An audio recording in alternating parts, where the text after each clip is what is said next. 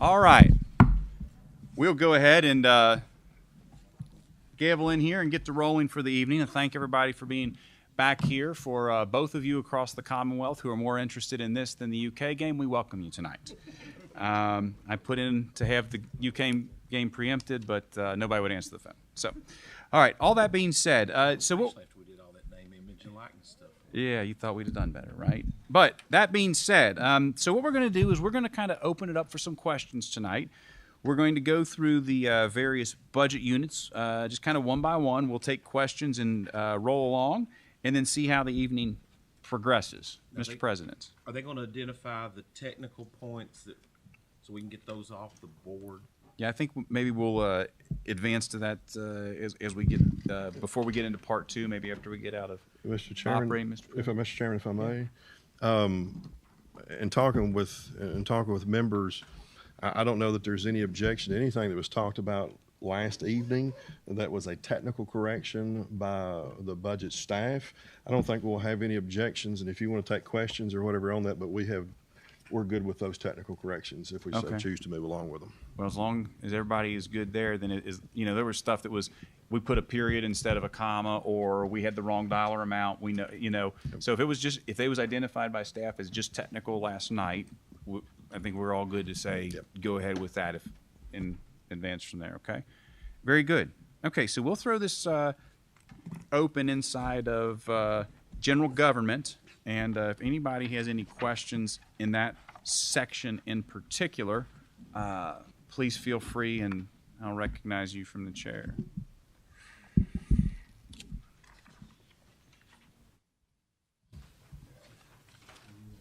right. Does anybody have economic development cabinet questions? Economic development starts on page 36. All right. What's that? Yes. It does. Leader Rudy. On the general government, you guys added some language to the auditor of public accounts, I believe. Could we possibly return to this question when the pro tem returns? I think he's going to have That's fine. Yeah, Yeah. Again, not opposed, just we're seeking clarity on if it's cheaper to go to a third party. let me put a pin in that and have him take that question when he returns, if you don't care. You're welcome to answer as well. I don't care. All right. Do we have other general government or economic development related items? General government goes through what page? I'm sorry. Yeah. Senator Thomas. Economic development or general government? Either one. Well, let me, if there are no questions on general government, I might question on economic development. Yes, sir. Go ahead. Chairman Daniels, I'm curious as to Use your microphone, Reggie.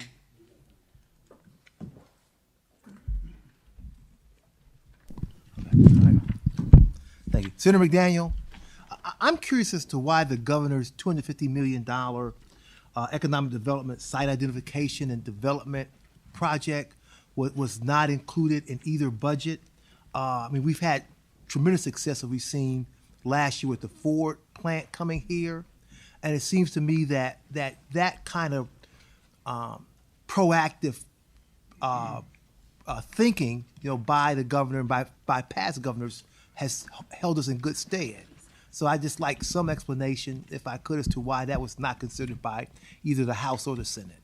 Sure, that's an excellent question, Senator. I can give you our rationale. Certainly, we had $47 million in direct economic development money in that section, but we also had money applied inside of tourism and several other areas that we felt, while economic development is important, it takes many forms, and so we applied more money to various segments of economic development than necessarily the ones the governor had wanted, but feel like ultimately in that effort there was more money applied in this budget than theirs. And Mr. Chairman, I'll Thank yield. you very much. As far as the House's version, there may be a difference of words and phrases more so than there are concepts. We had actually passed out of the House $100 million to go into a product development initiative, which is a small project program that's ongoing right now, but has no statutory codification to it. And actually, there's a bill that I think is now passed off the House floor or coming to the House floor maybe, that would give that statutory flesh to the program. So we were trying to address that. And I think there may be other addressings on economic development. Now, I will point out that the economic development that you referred to with Ford has nothing to do with the program that's in the governor's budget. That had more to do with what we had in September in special session and developed that mechanism of over $2 billion projects and made $400 million plus available for those type of large projects. All right, we've got the pro tem back real quick, so I'm going to back up in time just a little bit. I'm going to go to Leader Rudy. Question on the auditor's language. Leader Rudy had. Yes. That would be page 20 on the or contract that has been determined to be more cost-effective for the state agency.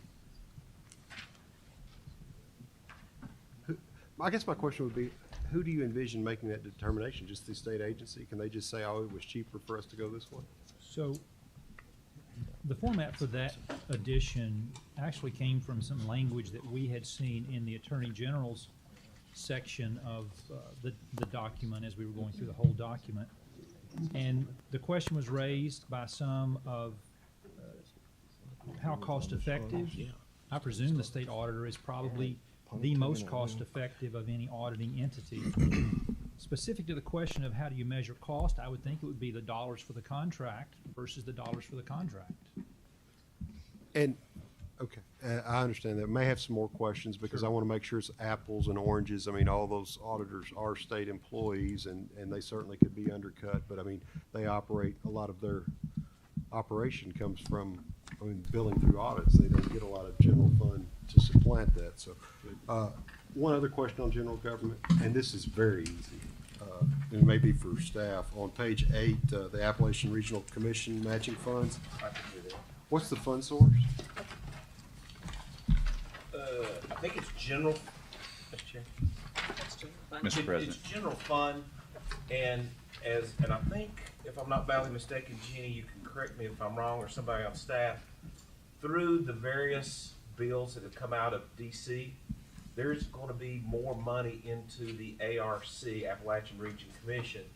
You know, you have a similar one, the Delta River or something. Delta Regional, yes. Delta Regional Authority off the Mississippi.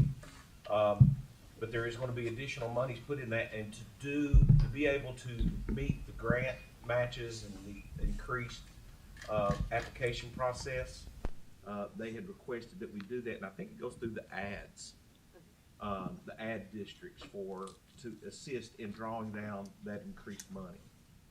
Okay, just, I think I'm right on that. That's what. Okay. thank you. Mr. Speaker.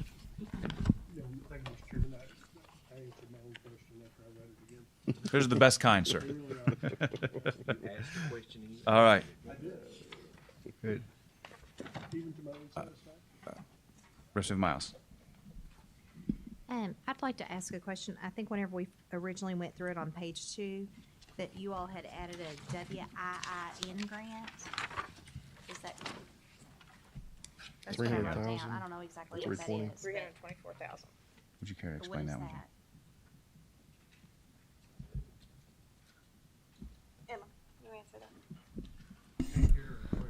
All right, the WIN grant is the, hang on just a second. WIN, W-I-I-N.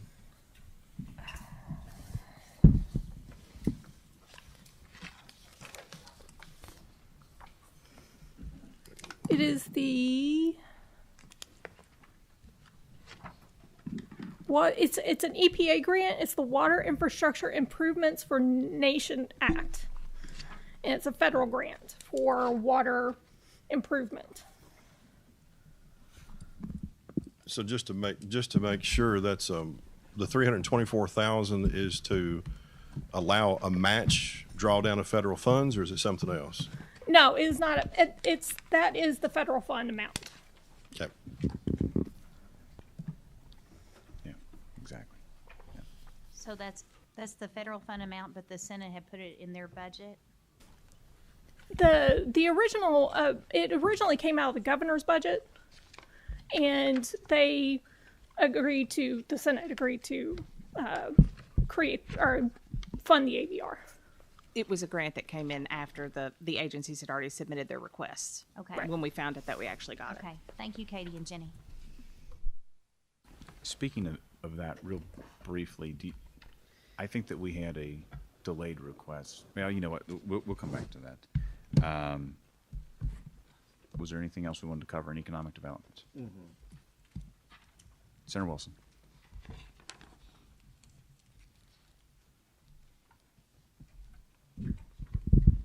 Thank you, Mr. Chairman. There is something that is needed in economic development that has been a request from the governor that is for undisclosed, unknown project with NDAs that we need to add into economic development, $16.5 million. That's my understanding also. So when you're talking about product development initiatives and the over $2 billion and what projects are going on, there's been additional requests from the governor regarding a project, non-disclosed, somewhere in the Commonwealth. And we're under agreements not to talk about that, but that's going to be necessary. And I think everyone will probably be in agreement with getting that done. And then if there's follow-up requests on that, we'll probably take those up also. Mr. President. I think you had the first discussion and briefing, and I think they have delivered language Yes. on that. Yes, we have language on it, and I think there may be additional language coming. It's an ongoing collaborative project at this point. Mr. Chairman, Mr. Speaker, I think that on our side, we're pretty in agreement with the governor's office on this thing. If you guys don't object, we'll just go ahead and direct them to get with the governor's office and draft that in there. That'll be fine. All right, very good. Thank you. Okay, anybody else got economic development? Okay, let's drop to Department of Education.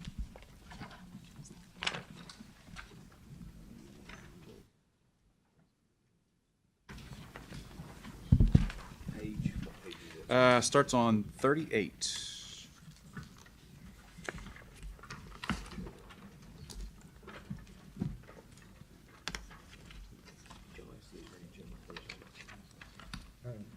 What's the attorney? Yeah, Mr. President.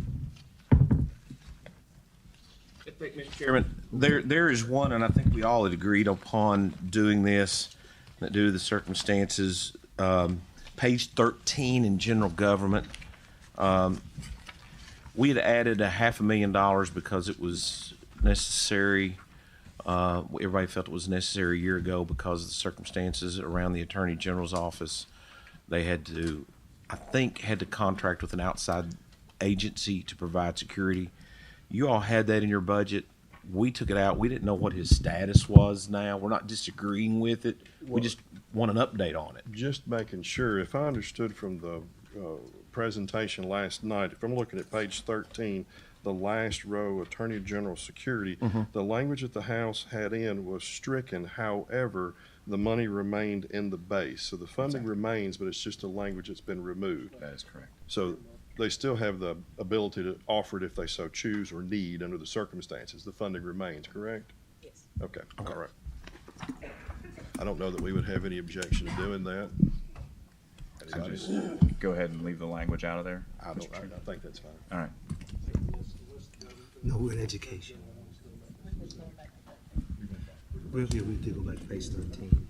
They've not About reached the out. $500,000 removed from the. They've not reached out to us either, so, okay. We'll just Mr. Chairman, leave it as is. Representative Graham. can I go back to general government for a minute, please? And I want to bring up the issue of our retirees.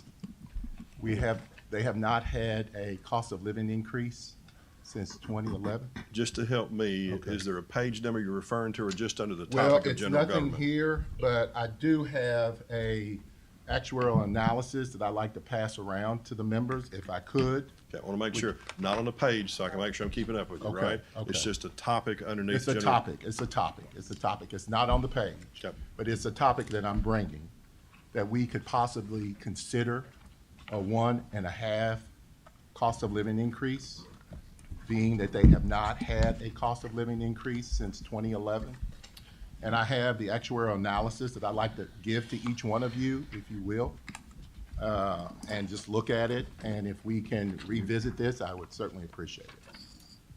Very well. So is there an, so I guess your question is, just can we revisit it? Can we revisit it and possibly Very well. find someplace in the budget to address it? Thank you. Thank you for bringing that in. We'll certainly take a look at revisiting it down the line as well. And Thank you. if I may, Mr. Chairman? Yes, Mr. I would be remiss if I didn't say there was a way to do a probably percentage increase, but not a percentage and a half with House Bill 8 on tax reform, just saying. All right. So we were at Department of Education. I guess we can also roll into Education and Labor Cabinet if we so choose to. I got stuff. Yeah. Question? Yes. Senator Thomas. Well, thank you, Chairman McDaniel. Look, I don't want to dominate questions because I've got plenty of them.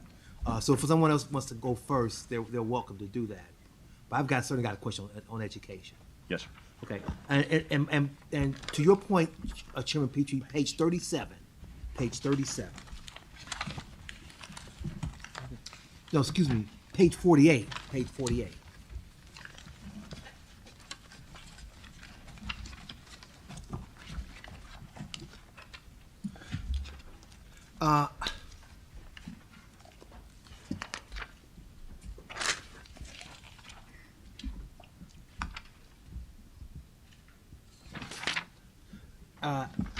Actually, I'm not going to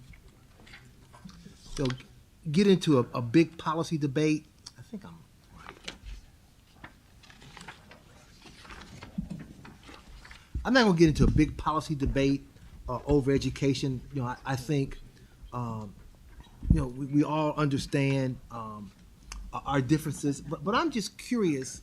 I'd like to hear from either you, Chairman McDaniels, or Chairman Petrie, why full day kindergarten was at least not funded?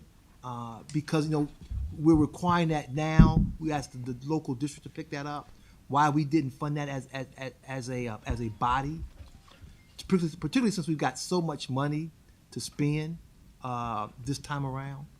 Certainly, I believe the House did include that in theirs, and it was a decision we made as it came to ours. And it's an idea that's worthy of consideration. But I'll tell you, as somebody who just probably the closest to any of you around this table to having a kid just leave all day kindergarten, it's something that we believe that the overall value of them being there is a decision best left to the individual district, and that's the way it was before we went into this. I'll tell you from our personal experience, all-day kindergarten does not extend necessarily the education part of the day. Well, it does extend the day, but it does add in a lunch period. For my little guys, it added in a nap, it added in a recess period, and so the actual education increase wasn't as much there, and we just felt like if the districts felt like it was an effective program there, they could continue to do it. There's been a lot of ARPA money that flowed into the district somewhat unexpectedly, and we're optimistic that they would take the lead on making their own decisions there.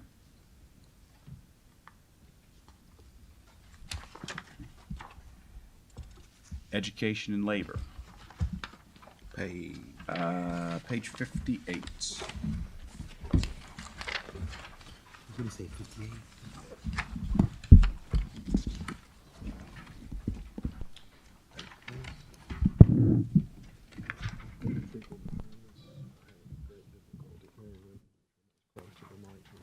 Okay, there's been a request that we speak a little closer to the mics, so if you do ask a question and speak at them, I think these are probably directional mics, so.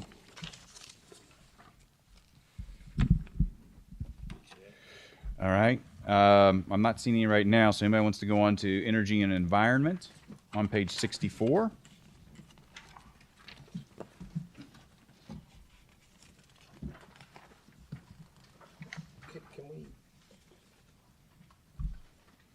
Mr. President.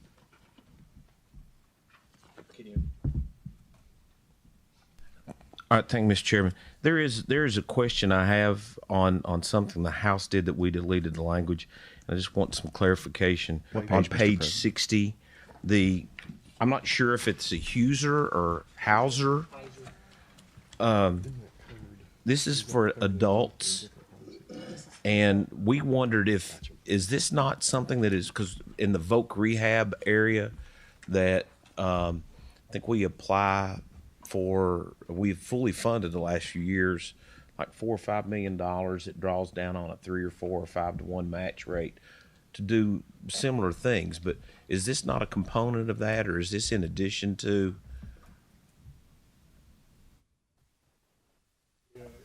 President Stivers, I swear I can't remember the exact details of that. And fair enough, and that's one of those things I think we'll just need to check into, because I was just asking, because I know we have adult and we have child. Yeah. And then we have different ways that we put that other one in the budget between the two chambers. And we'll just have to sort that one out. I don't know that it's actually going to be a difference, but. We just Yeah, need to and look at it. that's kind of one, because I can't remember exactly what we appropriate for somebody can tell us a 5 to 1 or 6 to 1 drawdown. And that's why we just kind of changed it. It's not that we're being mean-spirited or anything. We just kind of wanted to know what it dovetailed into. So I just raised that question. So somebody can get us some answer. All right. Thank you all. There's there. Mr. Chairman, thank you. Page 64.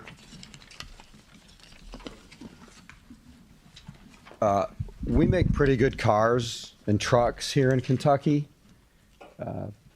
Not sure that Corvettes are the best choice for state-issued cars, that even though they're an amazing car made in the senator from Warren's district. But we make a pretty good Ford truck and a pretty good Toyota Camry, and it always has amazed me when I see all these cars, mostly made in Detroit, that are being driven around with state license plates on them.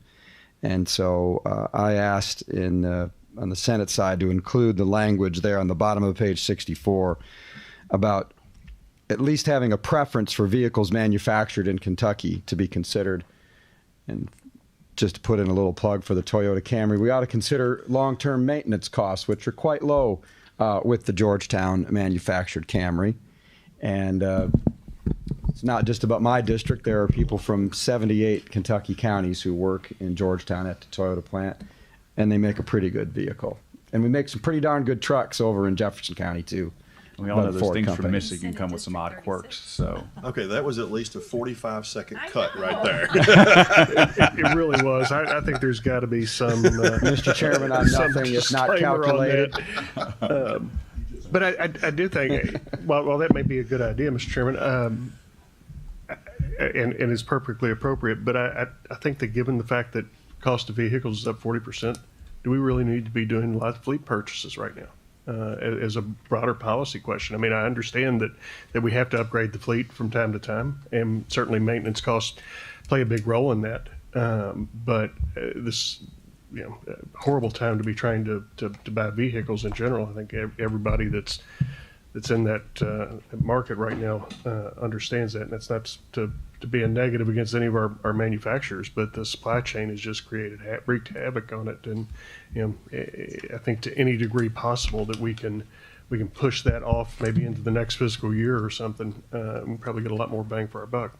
I tend to agree, Mr. President. And to that extent, I don't know what the driving ratio of state employees has been, since for the last 2 years we have been basically a remote conversation. Courts have been shut down, facilities have been shut down. That was a question, fleet management, that how many miles have been put on them? So I question that. But Both those issues are good. And I saw this language. I think the Senate's version has this multiple places to express Yes. that concept of preference. Buy Kentucky, great. Preference Kentucky, great. I do want to make sure that if there's any language like that we place in the budget, one, we don't run afoul of competitive legal issues out of state. And the next thing would be preference. It's vague enough that we might be able to get by with it legally, but what exactly does preference mean? What the weight would be? Is it determining a significant, a nominal? So just want to make sure we don't run afoul of it. But of course, Buy Kentucky is a great preference as far as I'm concerned. It says a preference for vehicles manufactured in Kentucky shall be considered. It doesn't force anybody to do anything except make the consideration. And on behalf of the tens of thousands of workers who make these Kentucky vehicles. I think, you know, they're taxpayers too, and I'm ambivalent to, you know, whether or not we put money in there to buy new cars for the fleet. I think the speaker makes a good point, but I think that when we do, this sort of consideration ought to be included. Thank you, Mr. Chairman. Very well, thank you, sir. We're going to go ahead and start including finance administration. And I would have a quick question off of page 71. Mr. Chairman, you guys had a dollar amount in there for public defender claims that we had removed. Could you kind of just touch on that briefly, please? That was my question. Oh, well,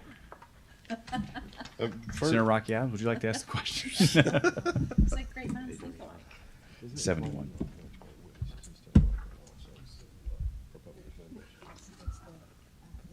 What?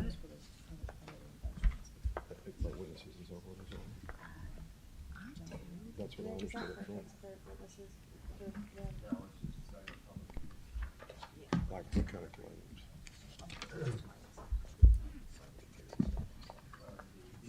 Yeah, okay.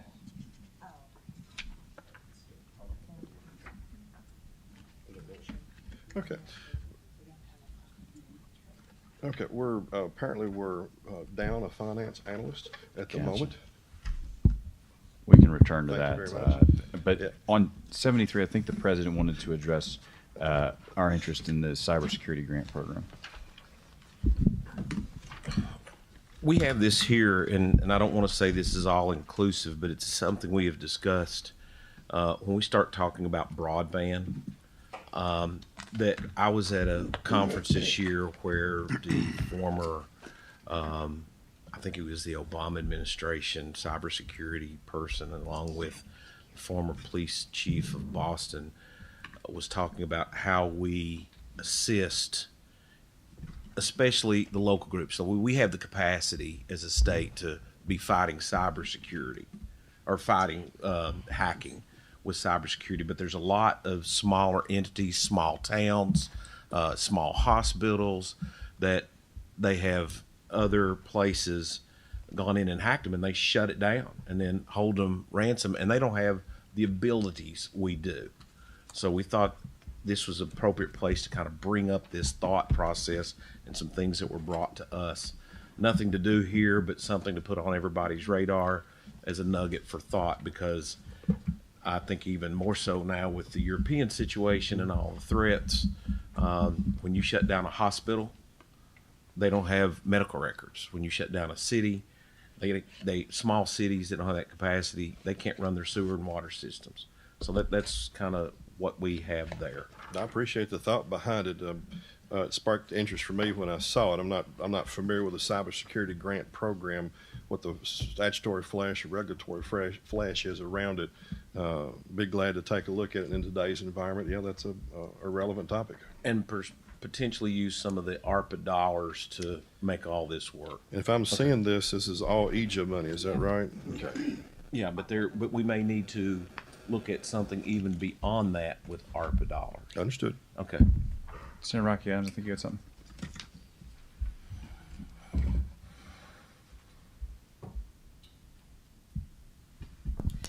Okay, yeah, on 71, going back to that, I had been contacted by Department for Public Advocacy, and they kind of gave me a breakdown of what their original request was. And it's not remotely what I see here, but it may be in another part of the budget. I think that's in another part of the budget when you actually look at their personnel and operating expenses. Okay, that's what this is. This is a much smaller piece of something else. Okay, Yeah. So perfect. it is in late, the topic is in later. Okay. You're probably going to ask, they had come to me too about protection and advocacy, I believe. That's it. Yeah, we'll get to that And here. some Louisville employees, I think. Yeah, absolutely. Okay. Absolutely. Good catch. Representative Miles. Yes. On 68, under the PSC, is that increase, is that for additional staffing, or is that something else as far as on your all's? Okay, part of it, I don't know if you can hear me. Part of it was for the salary differences, the salary policy differences. But there was an increase of $1 million in restricted funds in each year in the Senate for 4 attorneys and 3 public utilities financial analysts. Was there any other information? Was that by agency request, by governor recommendation, or what other source? I have that. If you know. The agency had requested it to be general fund, but with the Senate, they just increased restricted funds for those positions. So is that where your financial analysis went? That you all were short a while ago? The analyst, yeah. Representative Graham, did you have something, sir? No, we're on Okay, got it. Okay. PSC. All right. So we'll go ahead and pick up Health and Family Services as well at this point, which starts on page 75. Could we just ask you guys to touch briefly on the Office for Children with Special Healthcare Needs operating expenses? Does this come from Mr. Chairman? Was this agency request?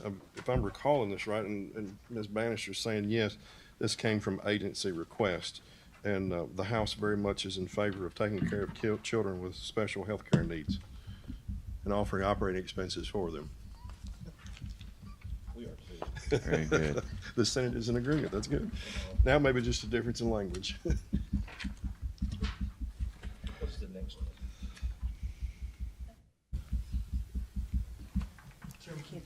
one? I'm sorry. Is there a question down there?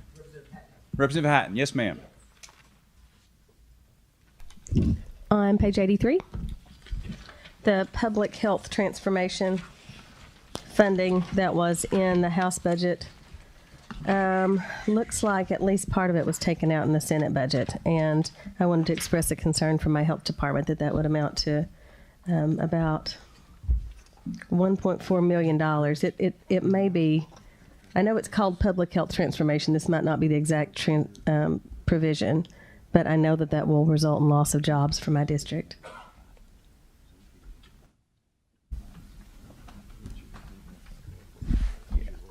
Yeah. So I think our general thought was, since this is a new program that we passed as part of overall health transformation, that had previously not been funded, it is these, with the alignment of federal funds in the federal fiscal year and the way that worked out, that they would have opportunity to draw down those funds throughout that first fiscal year, and then in the second fiscal year is when they would actually begin to need the state support. That's why we made the adjustments that we did there. But we did fully fund them for that very reason in the second year, because it is something that we believe in. Clearly, Dr. Alvarado, Representative Mosier both brought a lot of passion to that issue, and we want to make sure that since we passed it, we fund it. So as I've been informed, subsequent to the Senate's version coming out, that there may be federal funds that will be left over to fund that first year. I haven't confirmed that yet, but I understood the thought process. I didn't gather any intention to defund it or underfund it.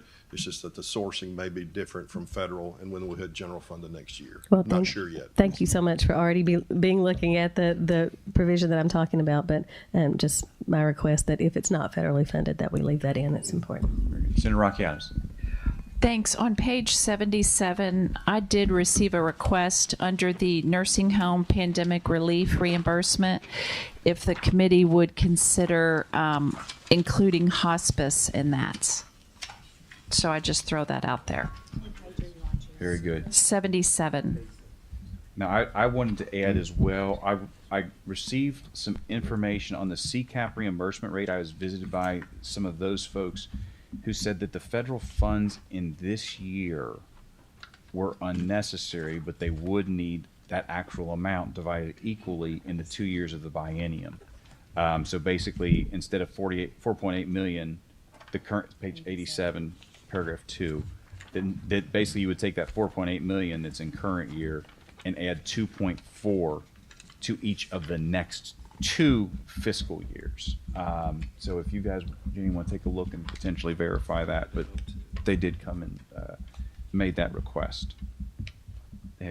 Representative Jenkins.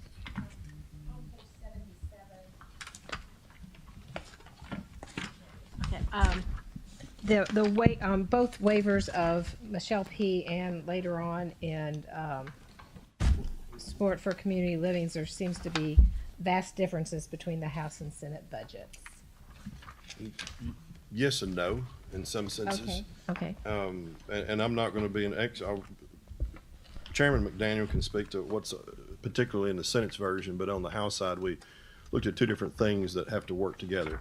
One, you have SCLs and Michelle P's, the waivers themselves, and who is in line to receive processing of their application to see if they're eligible. And assuming we have plenty of eligibles, which I'm going to assume that we do, we could fund thousands of slots. But that means nothing on the ground in the real life to anyone unless you have someone who can actually execute, implement, and perform the slot by providing care. So what we chose to do in the House was also make sure that we're trying to focus money on getting raises and higher reimbursement to the workers in those areas as best we can. And then we pulled the slot numbers down because we weren't sure whether or not that could process through the administration and out to the ground with the workforce shortage that we have over the next year. And I can't remember, we may have put in or asked that we have some reporting requirements come back. We're trying to track how those slots are utilized. And if they are fully utilized and it's going at a rate faster than from the House side, we were thinking we can always come back in next session and take better advantage of them. And I think I would second what Chairman Petrie said, which is it was just a question of pacing. It's not lack of commitment or overcommitment on one side. We just had some members who felt that the pacing could potentially move differently. But either way, it's yes, President Givens. So page 81, question on the need to continue funding for facility COVID-19 testing, and maybe those are some ARPA dollars we could keep for other allocation and appropriation. That is very possible. I've noted this one also. Understand there are certain things that the Senate took up and considered in February and March, and there are things that the House was considering seriously in November and into December. The world has changed considerably. We've lived that life more than once, haven't we? Yeah. And this may be one of those items. Very good. All right. So moving on down, we'll go on Justice and Public Safety and Labor. If anyone is, I apologize. Speaker Meek.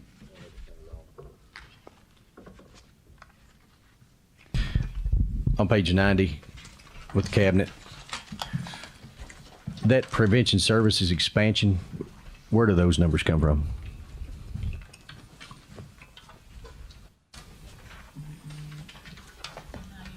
Is that a request from the cabinet and they're expanding on the services they have now, or?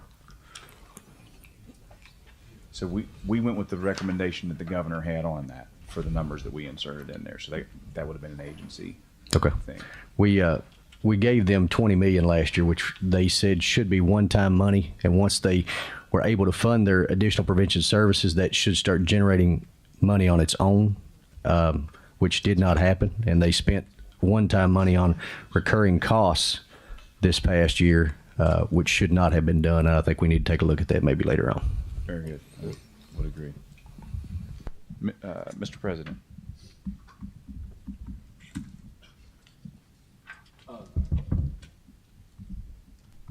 There. I want to go back to 84, just something as a language that I think we really need to start considering in an overall concept is outcome-based or performance-based contracting with the MCOs, not fee-for-service or things of that nature. We're going to have you're going to see this type of language a couple of places, that this should be mandated to be involved in their contract, that they are doing things like this for preventative care. Because this is where we could spend a few dollars, force them to spend dollars that would save us dollars in the long run. But I just wanted to bring that. We've inserted this in 2 or 3 places to say that's what the cabinet should be doing when they bid the next contracts. Is look at more preventative care coverage. Very good. And if I may, Mr. Chairman, while we're on page 84, if you could help me understand about the electronic health records system, thoughts behind that language being taken out and whether it's been addressed otherwise or implicitly addressed otherwise, or the request is moot.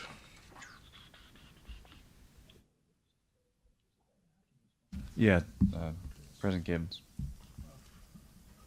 So what you see, as you know, going through the budget process, sometimes you do things to flag them, and this is a case of us wanting to flag it. We'd love to have a robust debate and discussion around electronic health records.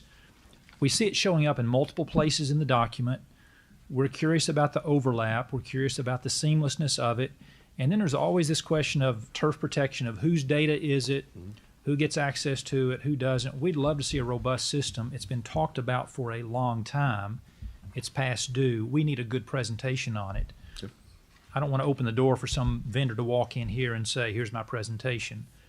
But if someone listening or watching wishes to supply the chairs with some good information, I think it'd be a great time to do that. Very good, thank you. Okay, Representative Hatton.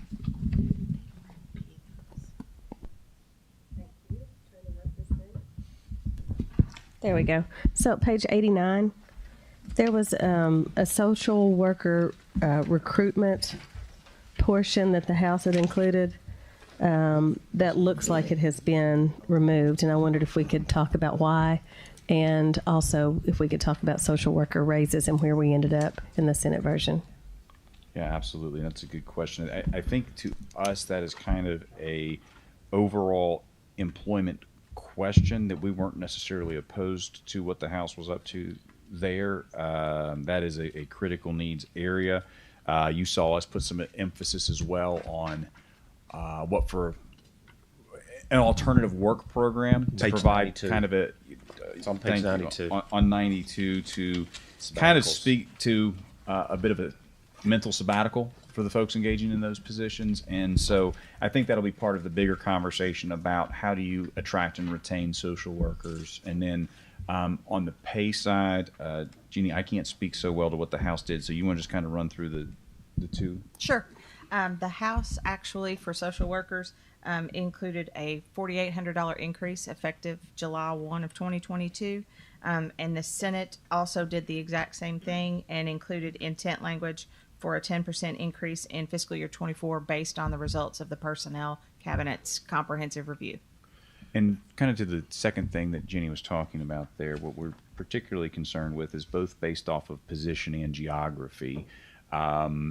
Things just change inside of state government. So we might find out that dump truck drivers are underpaid, but maybe amusement ride inspectors are overpaid or whatever. And when you go through decades of blanket policy changes for a lot of positions inside of state government, we're probably just due to have a good look. And so what we did is in the second year, we set aside enough money for a 10% raise across state government, but we don't know that it necessarily needs to be applied equally. I mean, there may be positions that need 15, 20%. There may be positions that need 4 and 5, but we need personnel to come back and tell us, hey, here's the best places to make those adjustments. We just think we are in a weird space, right? My first time in 6 budgets where we've got money to make decisions like this, it's best, let's kind of get a true up of where we're at for the state employee workforce. So that's kind of where we're at. And that is a compounded 10%. And if I may, just to make sure we're clear about, and please correct me if I'm off on this,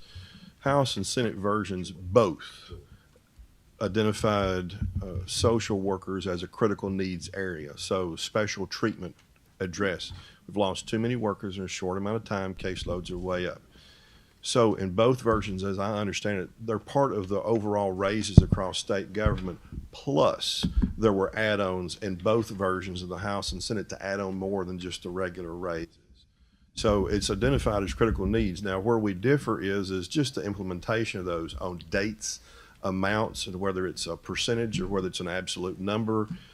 We've differed on the method, but I don't think there's any disagreement that it's a critical needs area that requires more than just a 18A raise. Absolutely. Okay. Senator Rocky Adams, you wanted to touch on something on page 93, I believe. Yeah, on page 93, the Senate funded the Family Recovery Court, and I just wanted that House folks to know that that's a program, particularly in Jefferson County, and it's been funded by Metro Council, and it's also been funded by private donations. The private donations have now run out, and they have asked the state to step in, and they're getting incredible results working with families to keep the family together and then to get the treatment that the parents need. If I could ask just are the family court judges, are they actually in the state court system where they're elected and everything? Yes. So the family court judge that signed up to run this court, I mean, she does a lot of it after hours and does a lot of it on her own time. So it's just been really successful. Good deal. I lost it. There I am. Representative Miles. I just wanted to go back to a question about on the social workers. Did we not, and correct me if I'm wrong, I thought that we had asked the cabinet previously to kind of give us an evaluation of the pay scale and trying to, because that was a lot of the conversations we've had previously. Yeah. Was, whether they be supervisors or frontline workers or whatever that may be, that we had requested some evaluation of that to start with. Absolutely. I've heard you say it in committee before, so for the good of the whole. I won't go through the full rendition. I'll try to truncate slightly. But yes, in July of last year, in budget review subcommittees, we had asked personnel secretary and the commissioner to come in and speak on compaction issues on pay scales. And the compaction issue, if you simplify it and oversimplify it, you basically compact your pay scales so that you may be training someone and you've been in that employment for 4 years, but now you've got one coming on as a new hire and you're training them and they're making the same amount as you or possibly even a little more. That's not good business in any form or fashion. So they gave a great presentation about the need to decompact those scales and agreed to, by September 1, provide us with a plan of how to accomplish that. We waited on that. We've asked about it in public several times. And ultimately, that was never provided to us, so we could consider it when looking at pay raises across the board. So House version said, well, we're going to go ahead and do 6% because something needs to be done. And then we said, have to have that report by July 1st, which would be an anniversary date from when it was first spoken about, pretty much. And if not, then there would be a financial penalty to their administrative budget if it's not provided for each month that it goes past due. During the session, the personnel secretary has come in and spoken with us, but I'm not sure when they're going to get the report done. And you'll see somewhat the same concerns mirrored by the Senate because they also mention the same report of how do we deal with the compaction, what is a way to adjust those pay scales so we can actually make the system fair and more competitive for recruitment and retention purposes. We may run into differences of what if they don't have it done, how are we going to address the issue, and try not to exacerbate it in the meanwhile in the way we give raises provisionally in 1 year and waiting for the report to address it in the second. All right, this time we're going to go ahead and also, in addition, Mr. President, you had something? Yeah, and I don't want to, we do agree. I think it is general conceptual that we agree where we want to get to. It's just how we get to there. But I think it was our position, I think it is your all's position. There were 3 of these areas. One, social workers, because it's one of the toughest jobs you can be. And there's, probably right up there with dealing with legislators. It's tough. But no, I'm just joking about that. But we know state police and we know corrections officers. So we really tried to make a differential between those and agree with you on the compaction and which individuals need the actual assessment. And that's what the purpose of the lockbox in the second year. We need to know that to know. And there's things to factor in. There's a major difference in buying a house in Louisville than there is in Manchester. Yep. And differential pay and thinking about that and cost of living because the dollar's not static. Yep. All right. Thank you, Mr. President. So we'll go ahead at this point and continue on with justice and public safety as well as labor. Page. Oh, I'm sorry. Representative Jenkins, I apologize. She knows that, man. Look at the red hair and the green. Happy St. Patrick's Day. Just wanted on page 85, put in a word for our friskies. With the kids being out of school for so long and coming back in, they have tons of mental health, behavioral health, and all those other problems that Friskies really does address. And so it would vote for the House version of that budget there. Yes, ma'am. Mr. President, you wanted to go to 96? Yeah, Joni, you know I've done this. We've had this. We've had such a request and explosion in the realm of, and it's on page 96, first block, audit language. We have so many people that go in and they come in and they want to provide a service, and it's a 30-day service. And this goes back to performance and actual outcomes. So we wanted to start the discussion on, you know, when we start, are they SAMHSA qualified? Are we getting an outcome that we really want from all these people that are coming in asking for money to say we can do substance use disorder treatment? So we need to know who the people are that are really delivering a service that gets a result versus just delivering a service. So this is a placeholder, but with all the monies that we're looking at, we really need to know that there is performance occurring. Very well. All right, we'll go ahead and throw it on open to personnel as well, if anybody has something. And as you're getting there, one thing that we did do a little differently, and in terms of number of people, it's small, but the impact is great, is the medical examiners. They came to us with an additional request in terms of comparatively some of the things that they were struggling with, and so we had added some people in there as well as funded some raises in that department. Oh, I was just talking as people were turning there. And if I may, on the medical examiners, I do want to point out something other in case you're looking at House and Senate differences and it could help everybody. We spoke with medical examiners, coroners, over the interim, and yes, we need to do something. We desperately need to do something. When their agency request came in, the House version granted that in full. And then the coroners and the medical examiners found out that the agency request was like a third of what they thought they were going to be requesting. And they've come and spoken with the Senate. They spoke with us. So don't take the House version to be the final one on that, because we went by agency request and the coroners and the medical examiners were under the same what? Well, good news is we didn't take it that way. So yeah, very good. Just make sure. Very well. It came with a recommendation based on what he found out. Very good. All right. All right, continuing along, we can roll on in. We'll roll on to Mr. Speaker. On the same page that President Stivers was on a second ago, 96, the Freedom House language, does that provide for any of the expansion that they're working on, or is that just the existing? 5-county expansion. Okay, good. Thank you. Davies, your area, Northern Kentucky, Jefferson County, Southeast Kentucky, 5 areas. Great program. I thought that had Todd County in it too, did it not? It was not one of the 5? I'm sorry. If you want it. We have 6.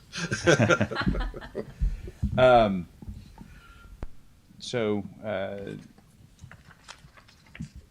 secondary, no. We may want to look at 112 on the public defenders. I think that's what Senator Rocky Adams was asking about. Yes. It's just, Senator Rocky Adams, you want to chime in there? Yeah, I think 112. that, I think you were looking at subparagraph 3. yeah, it looks like the handout that I got when I was contacted, it looks like it mirrors what the House put in. And so it looks like that maybe the Senate can entertain accepting the House language on that. Yeah. I'm not sure what information had been presented to the Senate, but there is a pension spiking we're trying to deal with. I think we put that everywhere we could to make sure we didn't have any false positives.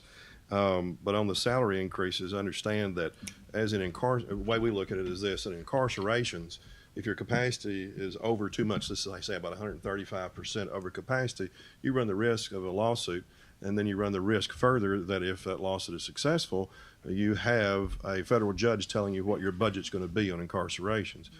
Akin to that, you run the similar risk when you offer public defenders out. There was a constitutional requirement. When you offer those out and the caseload turns out to be 4 times the amount of what's approved by the ABA, are you actually offering people out or not? And if you're not, and there's a good equity argument that you're not, then you're at risk of having a lawsuit federal come, and then they could take that budget unit over. And now, that's separate and apart from If you've got too high caseloads, just like with social workers, you have too high caseloads, you have burnout, you have quick turnover, they lose to other agencies, and you've got not ineffective assistance of counsel in the sense we talk about it on appeals, but you have ineffective assistance of counsel. And we have some significant issues in the justice system itself. And I think that that's not one working thing right. that we wanted to chime in with, and, you know, we've heard complaints actually from the DPA as well as others that folks are being appointed counsel who don't necessarily qualify as eligible to have counsel appointed,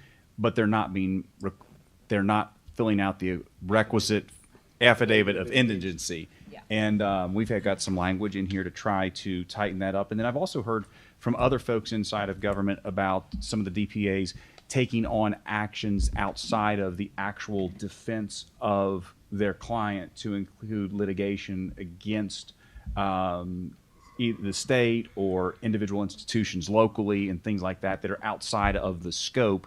And I think we need to take a look at really tightening it up, because that is, I mean, that's a constitutional principle, the right to defend yourself in a court of law. And I mean, that's important. But we also need to make sure that those folks are doing that job and not deviating from it, and the service that is provided those who truly are indigent. Don't disagree with those at all. Great things to look into.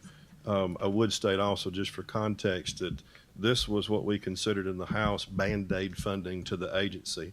And DPA, we made clear to them that their structure as currently exists cannot continue to exist in the future. Without it being changed, they should not expect any additional funding in the future, to which they have agreed to reorg I got to go themselves. to Senator Webb at this point. Thank you. Well, that's something that's near and dear to me. Anybody that practices knows. And when you look at the disparity of the budget on the prosecutorial side, and Chairman Petrie's practice is much like mine, but you look at the disproportionate on the rocket docket. You can't do a rocket docket if you don't have a well-funded DPA. It's just throwing good money after an impossibility. With the COVID and the inability to get to in-person courts, I tell you now, there's an exodus of public defenders. They cannot hire people. It is not competitive. And we're beginning to have a hemorrhage for indigent justice, the system. And you think the system's bad now. In 2 years, when these things start stacking up, and you know, of course, I'm of the ilk that I think the DPA has a broad mission. They are to defend the client, the state. Sometimes you have to bring the action against the jail. Sometimes you have to bring the action against the state. That's their job. There's no other recourse for those individuals. So we have to consider that and have parity when you're funding in the justice system, and that's my 2 cents. And as we wind it down here for the evening, I'm going to throw it to the president for comments, and then I'll close with any last words from the speaker. We've had a good hour of discussion and open, and I appreciate it. And I think this is what we'll continue to do. I want to suggest that you two get together and kind of think how we can submit questions and additional things that need to be posed. I don't think we're really scheduled to go until next week, but we don't want to burn anybody out. We've got plenty of time.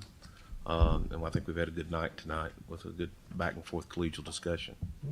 Mr. Speaker. Thank you, Mr. Chairman. I don't really have any specific comments other than I do agree that a lot of these things that appear as questions have very logical explanations. And I think if there is a way that the committee could kind of package their specific questions about things that were done, I think we can get a lot of those answered just very quickly by things having moved from place to place or in different sections, without having to occupy a lot of the entire committee's time. But we'll get probably answers in the most expedient manner. Very well. I'm going to throw it to Co-Chair Petrie. Thank you. I was simply going to say that if you have questions, feel free to get those into me or anybody in House A&R. We'll share those, and if you'll do the same, if there's something that comes to you, we'll share those just to have to look at it, see if there's a commonality or a trend in the question, so we can address bigger topics all at one time rather than little bitty individuals. So get those to us, and we'll be glad to share them out and try to get an efficient addressment at the next scheduled meeting. Thank you. Very well. Okay. Thank you guys very much for a good discussion this evening. We certainly appreciate